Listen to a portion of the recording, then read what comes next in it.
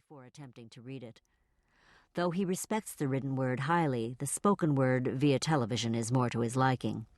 Indeed, it has been many years since Thomas has read the complete text of any work, excluding our local newspaper, which some imaginative soul in the early days of the township titled the Filbert Nutshell, a witticism that is lost upon the present generation, most of whom know only the peanut.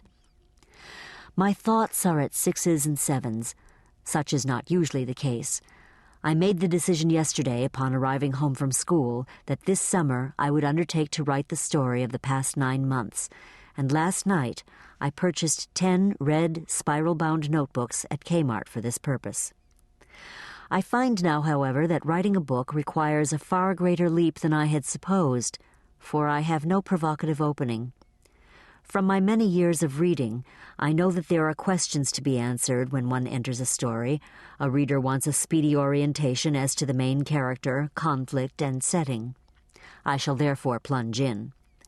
The main character of my story is Birdie Freeman, a gentle and beautiful woman. I am not Birdie Freeman. I am Margaret Bryce Tuttle, and I am telling the story.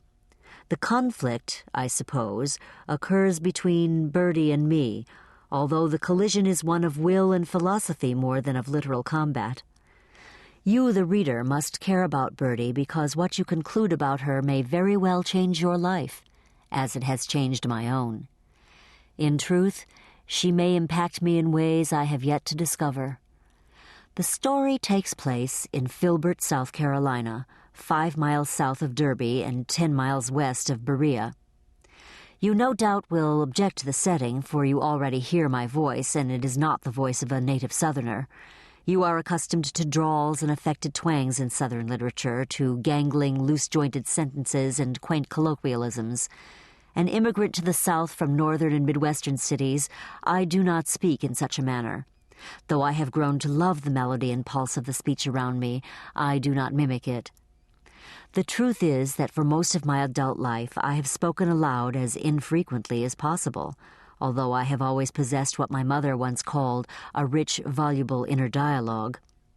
When I was 12, my mother described my speech patterns as 1 part King James, 1 part William Shakespeare, 1 part Jane Austen, and 1 part Theodore Geisel, whose rhythmic cadences entranced me as a child and who was to become increasingly popular over my lifetime as a writer of versified children's stories under his pseudonym, Dr. Seuss.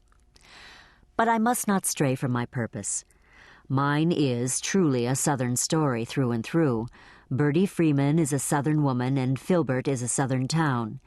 As I said, I first saw Birdie Freeman at a funeral. It occurs to me now that the funeral may serve well as an entry into my story. Though I have no living blood relations of whom I am aware, my husband Thomas has an intricate genealogy, and it was his elderly uncle Mayfield Spaulding who bore the misfortune of dying on New Year's Day a 1.5 years ago. It was Thomas, in fact, who found his uncle collapsed on the floor of his bathroom on New Year's Eve, and who called to tell Mayfield's only daughter, Joan, and Joan's 3 brothers, that their father had suffered a severe stroke and was not expected to live. He did, in fact, die in the early hours of the next morning. Joan lives in Berea, only 10 miles away, yet she had not spoken to her father for over 6 years and had been at odds with him for most of her life. Her brothers, grown men now, live in various locations of the Southeast. Joan and her brothers asked Thomas to arrange the funeral since he lived in Filbert, and, unlike the rest of the family, had always been on speaking terms with Mayfield. The arrangements proved easy enough, for on top of his uncle's desk, Thomas found a typed sheet of instructions with the heading, "My Funeral," signed and dated a few months earlier. It was clear that death had not taken Mayfield Spaulding unawares. Indeed, he seemed to have been expecting its arrival. He had purchased a burial plot 8 years ago at the cemetery located halfway between Derby and Filbert, a large green acreage known as Shepherd's Valley, though it is no valley at all, but rather a flat, level expanse with a grassy knoll at the entrance.